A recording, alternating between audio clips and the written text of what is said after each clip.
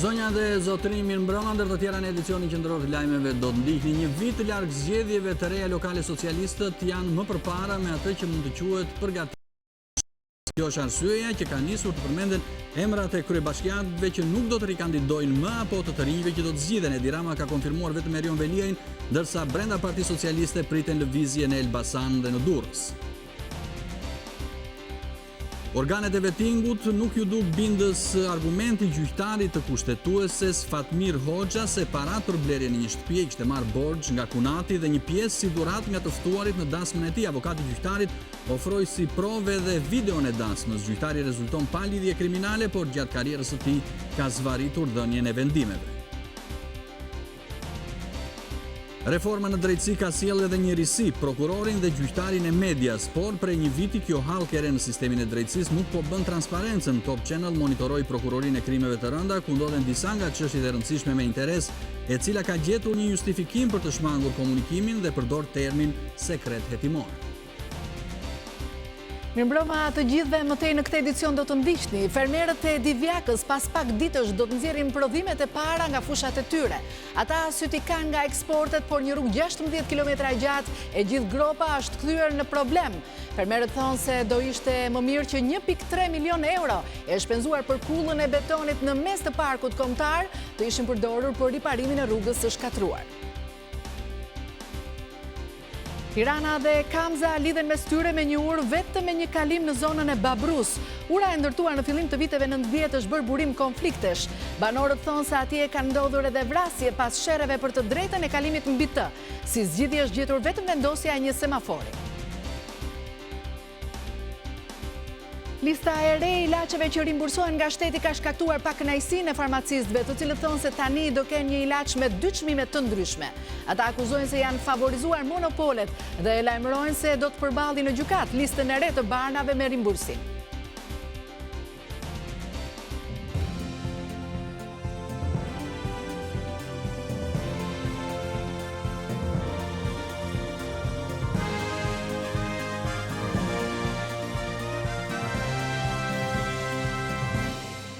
Një vit larg zgjedhjeve të reja lokale, socialistët janë më përpara në atë që mund të quhet përgatitje e fushatës. Kjo është arsye që kanë nisur të përmenden emrat e kryebashkiakëve që nuk do të rikandidojnë më apo të rinjve që do të zgjidhen.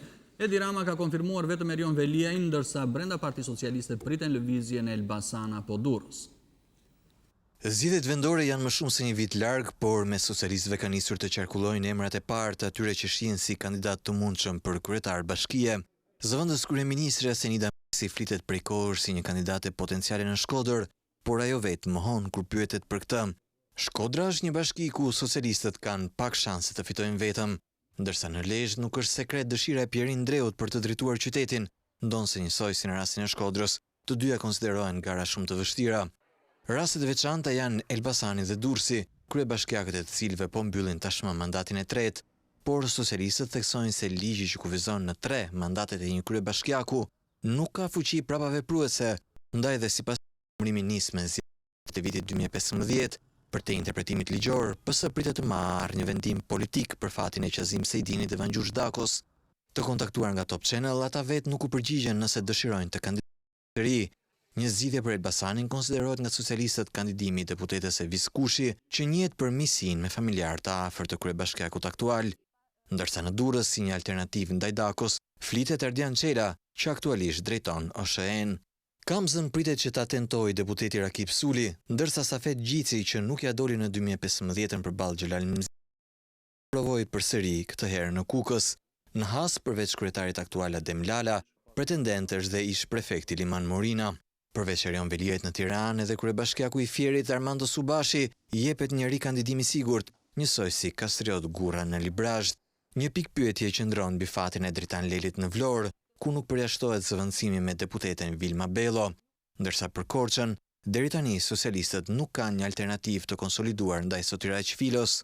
Në Lushnjë jepet i sigurt zëvendësimi Fatos Tushes për arsye shëndetësore të tij, ndërsa në Berat, që sipas marrëveshjes së vitit 2015 u la LSI-s si një kandidaturë e mundshme socialiste, flitet Eugen Kallfani, aktualisht drejtor rajonal për kulturën dhe kandidat në listën e PS-s për Beratin në zgjedhjet e vitit 2017.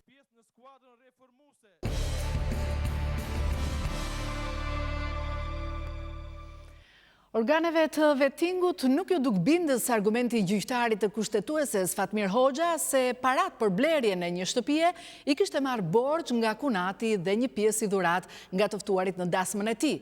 Avokati i gjyqtarit ofroi si provë dhe videon e dasmës së gjyqtarit Hoxha. Vettingu i gjeti si të pajustifikuara gjyqtarit një pjesë të parave që kishte përdorur për blerjen e shtëpisë prej 140.000 euro. Ai rezulton pa lidhje kriminale, por gjatë karrierës së tij ka zvarritur dhënien e vendimeve. Ishte radha e gjyqtarit kushtetues Fatmir Hoxha për të dalë para komisionit të pavarur të kualifikimit, por ai kishte zgjedhur të mungonte dhe të përfaqësohej vetëm nga avokati. Komisionerët e vettingut përmendën se edhe Hoxha i është nënshtruar të treja filtrave të vettingut dhe se inspektorati i pasurive deklaron se gjyqtari kushtetues nuk ka fshehur pasuritë dhe nuk ka kryer deklarim të rremtë të tyre. Por KPK theksoi komisioneri Agjenci Lapine ka kryer hetim të thelluar, ku edhe ka zbuluar se gjyqtari kushtetues nuk justifikon të ardhurat për rreth 1.7 milion lek të përdorura për blerjen e një banese për 112 metra katror në Tiranë. Komisioni pavarur i kualifikimit evidentoi se gjyqtari kushtetues kishte përfituar edhe një kredi lehtësuese prej 5 milion lekësh, ndërsa rezulton që gjatë blerjes së apartamentit kishte marrë në 2 raste borxhe nga miqt.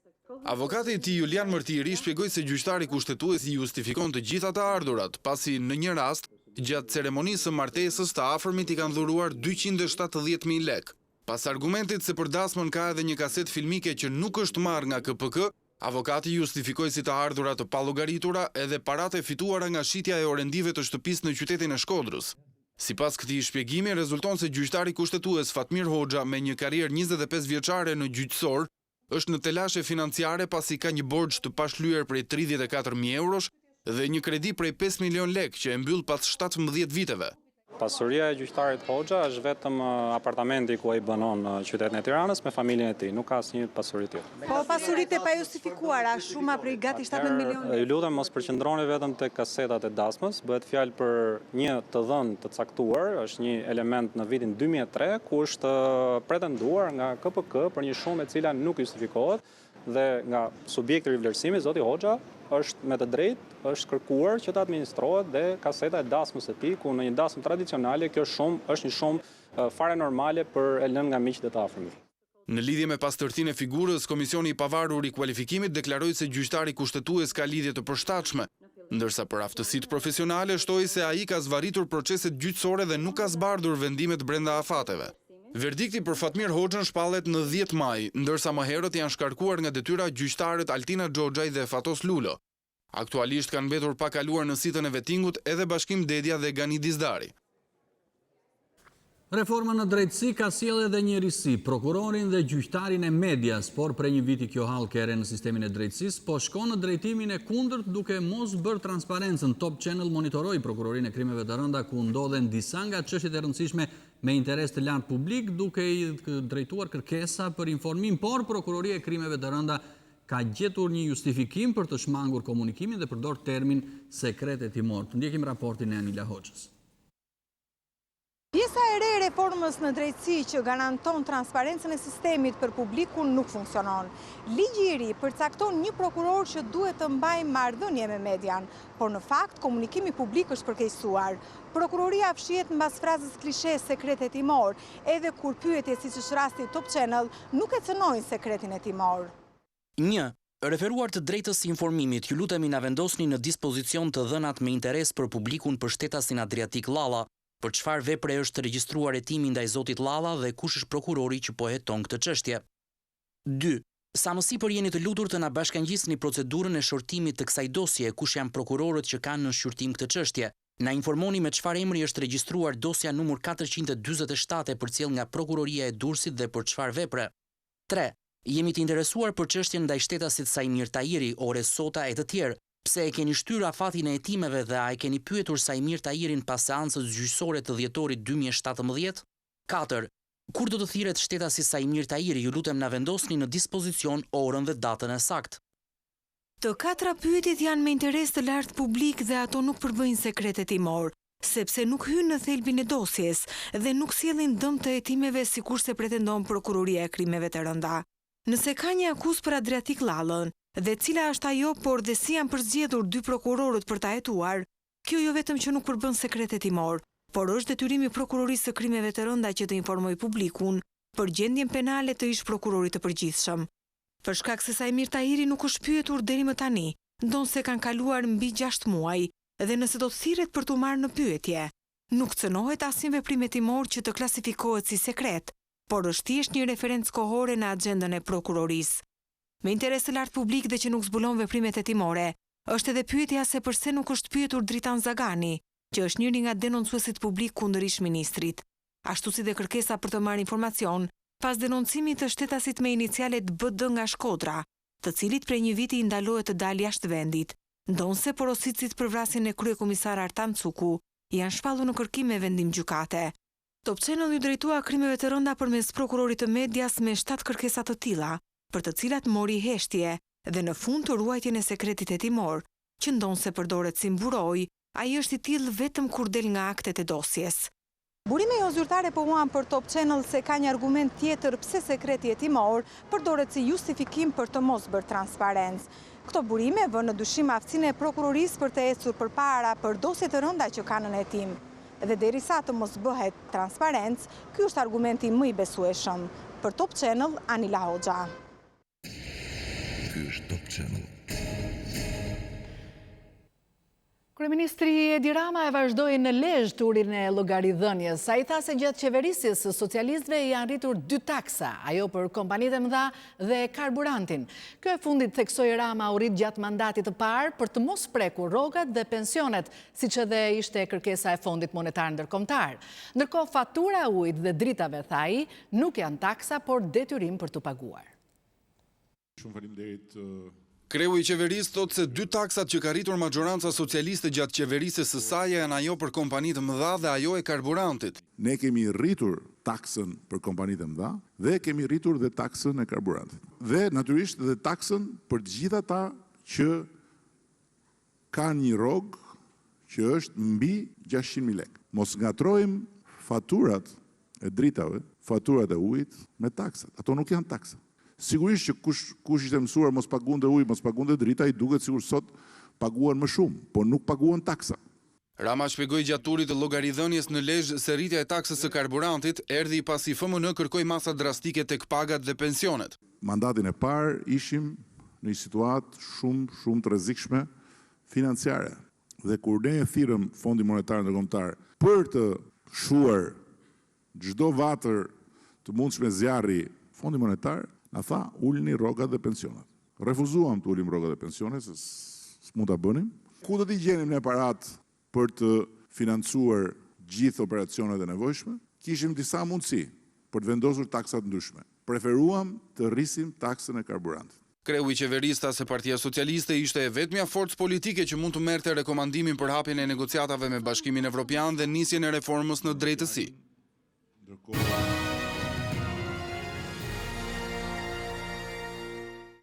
Fermerët e Divjakës pas pak ditësh do të nxjerrin prodhimet e para nga fushat e tyre. Ata syti kanë nga eksportet, por një rrugë 16 kilometra e gjatë e gjitha me gropa është kthyer në problem.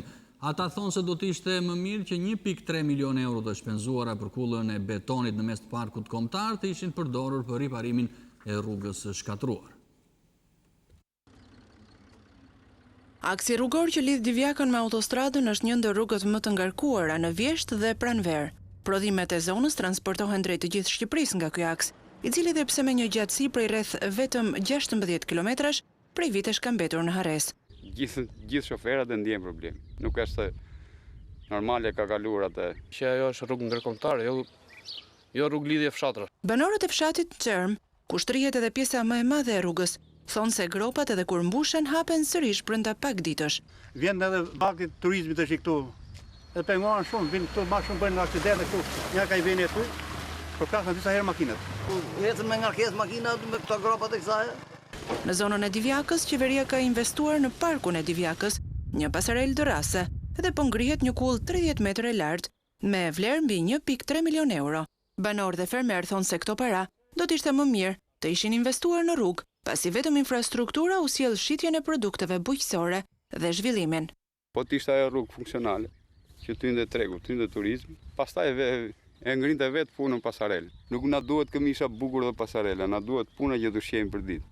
Se s'kemi çaj thejme as fëmijëve, Një njeriu që nuk ka të i veshi kalamaun dhe ta ngopi, nuk i duhet pasarelat. I duhet një rrugë shkoj sa më shpejt, i duhet një shërbim i mirë spitalor, i duhet një takse ulë, i duhet dhe një punë stabil. Tirana dhe Kamza lidhen mes tyre me një urë vetëm me një kalim në zonën e Babrus. Ura e ndërtuar në fillim të viteve 90 është bërë burim konfliktesh. Banorët thonë se atje kanë ndodhur edhe vrasje pas sherreve për të drejtën e kalimit mbi të. Si zgjidhje është gjetur vetëm vendosja e një semafore. Ura e Babrus pas shpinësime lidh Tiranën me Kamzën. E ndërtuar gati 25 vite më parë, ajo përdori për makina të tonazhit të rënd, ndërsa sot, me shtimin e popullsisë, urën e përdorin 10 mijëra njerëz dhe mjete motorike të llojeve nga më të ndryshmet. Që në ndërtim, në vitet 90, ura u konceptua vetëm me një kalim. Në atë kohë kishte pak popullsi në 2 anët e lumit, por tani vetëm në Paskuqan janë 60.000 banor. Mbi këtë urë kalojnë 500 automjete çdo një orë. Së fundmi, zgjidhja është gjetur me vendosjen e një semafori. Kjo ndodhi 2 muaj më parë dhe siç kujtojnë banorët e zonës, mbi këtë urë shoferët më parë janë përleshur për të fituar të drejtën për të kaluar. Këtu janë të vra njerëzit për urë, a kuptove. A e që sa gusto këtu. Thuj ati në shefave, thuj në që se meni lekun, më se meni kotë, po merje me punë. Ato vishë morin që të leke në hikin. As i punë nuk bënë, a i tjetë shnet kini. Ura e amortizuar lidh lagjen Allias të Tiranës me njësinë administrative Paskuqan. Po cop, ke frikë kur kalon. Kalon kamionat aty ura lëkundët. Po dikur u përplasin makinat njëri me tjetrën, hypte aty s'kishe ku të kaloshen. Mos e pyet ma gjendja e urës. Pse? Po i pret sot, nuk e shef zesht. Sa vite keni që e përdorni këtë urë? Ka shumë vite. Si ka ndryshuar? Asgjë gjë. Trotuaret janë të ngushta dhe njerëzit detyrohen të ecin në rresht. E ke të vështirë ta përdorësh të urë me karrocë? Po shumë e vështirë se edhe makinat kalojnë shumë edhe nuk kemi ku kalojmë. Është shumë e vështirë, ja si që shikoni dhe vetë. Shpresoj të ta zgjerojmë. Se ecin dot, ku ecin dot tu? Tu kemi frikë njerë. Nuk ndrohen 2 njerëz në këmbë, mirë do ishte të jetë më gjerë trotuari. Investimi janë bërë në Shqipëri plot, po të paktën të ishte zgjeruar sa do pak ura do ishte mirë. Mund të jenë 100.000 banorë prej këtu deri në Kamës. Gati gjysma e veriut që futën këtej, një pjesë këtej. Nga Bashkia e Kamzës thonë se kanë gati një projekt për zgjerimin me një korsi të urës së Babrus. Atë ja kanë paraqitur para 1 viti e gjysmë Bashkisë së Tiranës, Fondit Shqiptar të Zhvillimit dhe Ministrisë së Transportit, por nga ana e tyre nuk kanë marrë asnjë përgjigje. Desh ngecet e gropa. Ka vite, dilnin ke ura shikoni surpriza tjera. U shmangë se kjo është makinë dobët, makinë të vogël. Sa herë përshkoni këtë rrugë jo? Po çdo ditë. Dëmtimi makinës, çoni për servis? Normal. Pak më parë ju njohëm me ankesat e njerëzve në lidhje me gjendjen e kësaj rruge. Ndërsa ktheheshim në redaksi, shohim që diçka ka ndryshuar. Gropa është mbushur me rër. Rreshjet nuk kanë përfunduar ende dhe kjo grop që mbulohet që të mos dalë në kamera, shpejt do të rihapet. Edhe në Fier është një segment rrugor që dëmton turizmin. Bëhet fjalë për rrugën që të çon në qytetin antik të Apolonisë, rrugë që përdoret nga shumë turistë. Rruga që lidh qytetin antik të Apolonisë me rrugën nacionale Fier Seman është dëmtuar rënd prej një viti.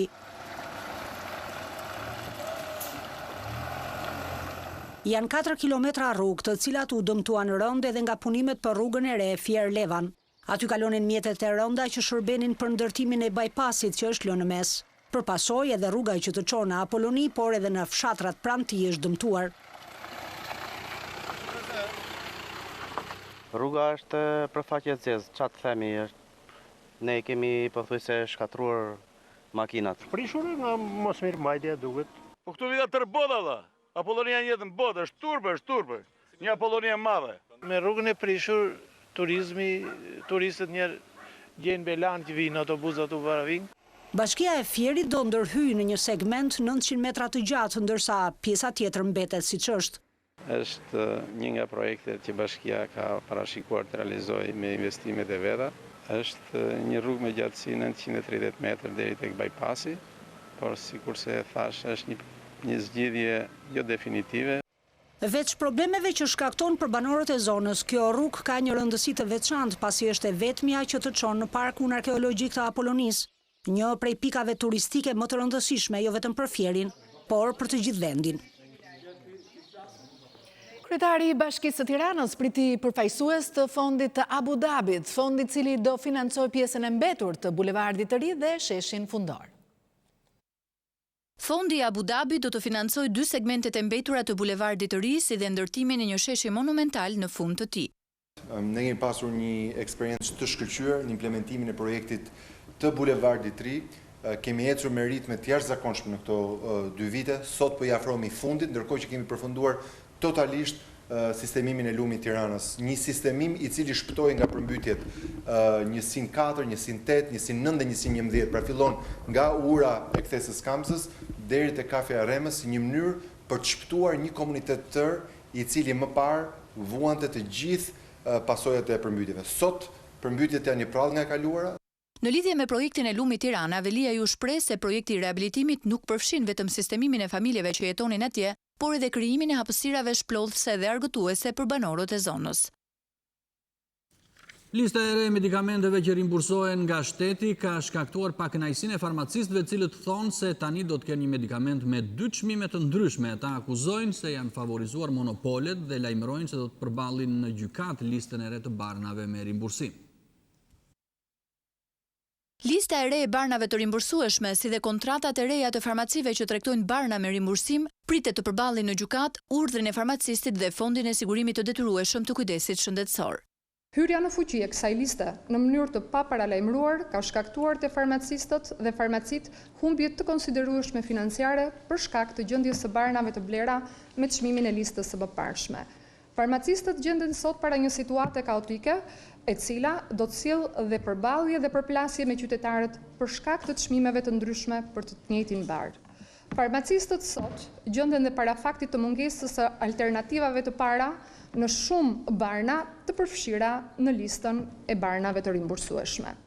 Lidhur me kontratat e vitit 2018, sipas farmacistëve, ajo është e njëanshme dhe nuk është konsultuar më parë me asnjë farmacist. Sipas urdhrit, disa kriteret të kontratës së re janë diskriminuese. Vendosja e kriterjeve të mësipërme, përveç se diskriminon një pjesë të subjekteve, lë vend për abuzime dhe i shërben ruajtjes së monopoleve të krijuara nga pronarë farmacish të lidhura drejt për drejt apo tërthorazi, qoftë dhe me drejtues të fondit.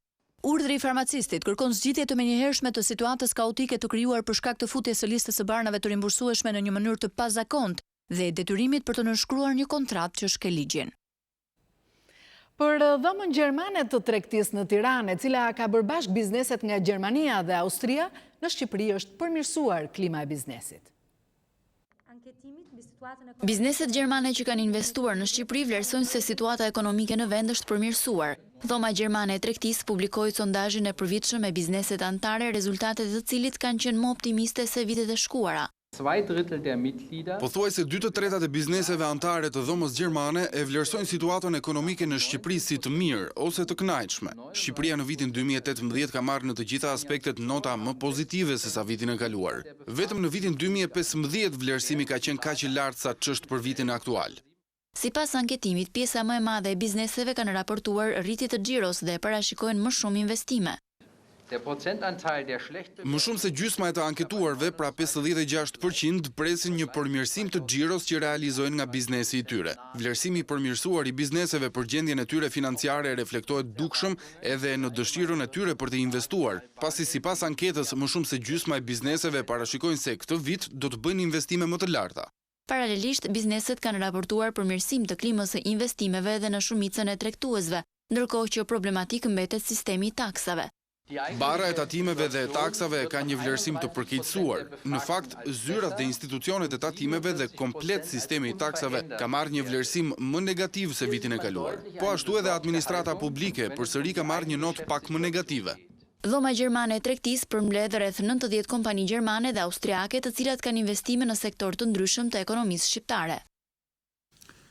Fiks fare i rikthehet sot temës së sigurisë ushqimore, duke denoncuar një skandal me mielin e bukës që përdoret në Shqipëri. Gazetarët e emisionit investigativ kanë zbuluar se standardi i bukës që prodhohet në Shqipëri sot për shkak të cilësisë së miellit është më i ulti në Europë.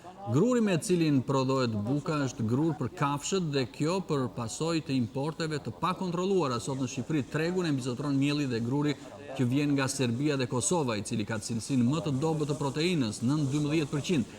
Fiks fare ka kryer analizat e miellit që është sot në tregun shqiptar, një pjesë e madhe të cilit ka rezultuar me proteina në nivelin e lejuar. Detajet i mësoni pas këtij edicioni Lajmesh.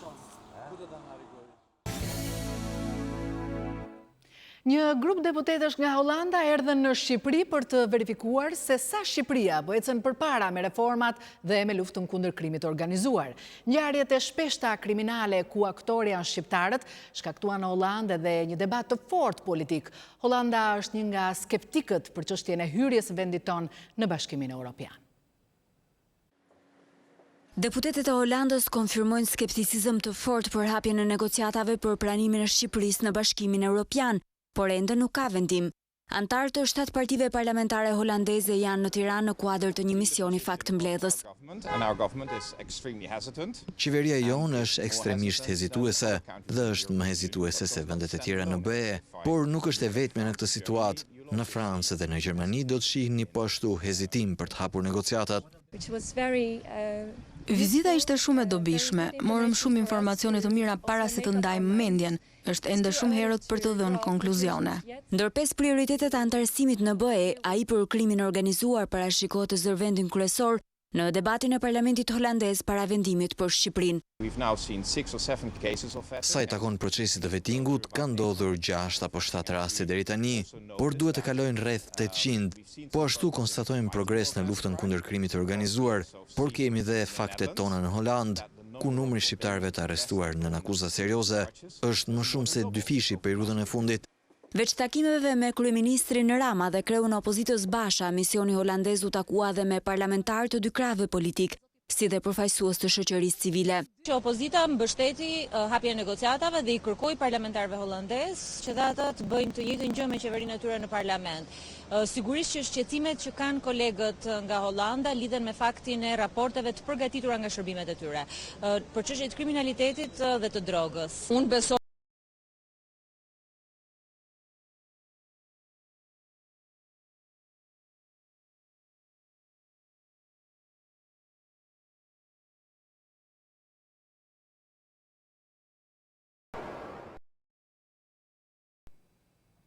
Vladimir Putin bëri betimin e 4 si presidenti i Rusisë. Tashmë në moshën 65 vjeçare, ai është në krye të vendit prej 19 vitesh si president dhe kryeministër.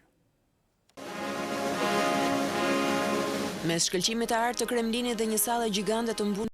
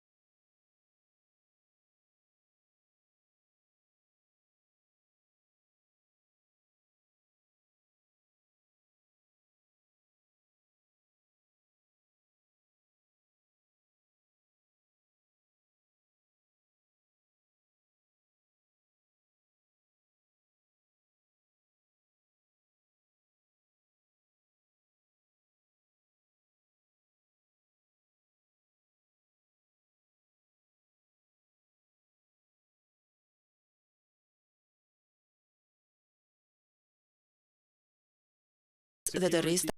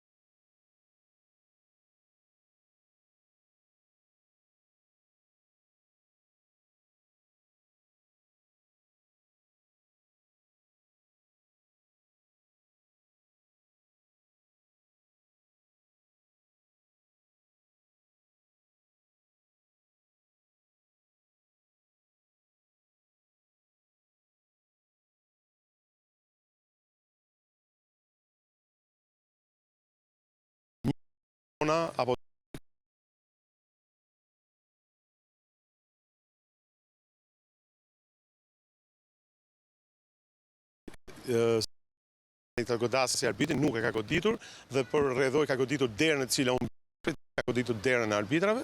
Sinan Idrizi, administratori i Flamurtarit, ka një tjetër version të ngjarjes. Për unë duhet të shtesonoj atë që bën në fushë për zbritur poshtë, se gjej një arbitër të dytë që bën atë që bën dhe shami libër shtëpia atë që vlenat nuk e durojnë dot. Në kuptimin klasik kur një bastard që bastarizon futbollin, fyon në qytetin e Vlorës me libër shtëpia nuk isha vetëm unë. Nuk ka bërë makinë të zbresë gjithë tifozat sot vinë atje. Unë ka qenë vështirë të mbajë tifozat, por nuk toleroj më. Në të paktën ka sa janë sa limite. Domethënë është një lepur që shami jashtë me libër shtëpia dhe ristruket atje. Nuk do ja kërkojnë ndjes të paktën. Por pavarësisht deklaratave verbale, Top Channel ka mundur të sigurojë kallëzimin penal të vetë asistentit Ilir Tartari, përpara oficerit të policisë gjyqësore. Pas takimit, unë sipas procedurës kam shkuar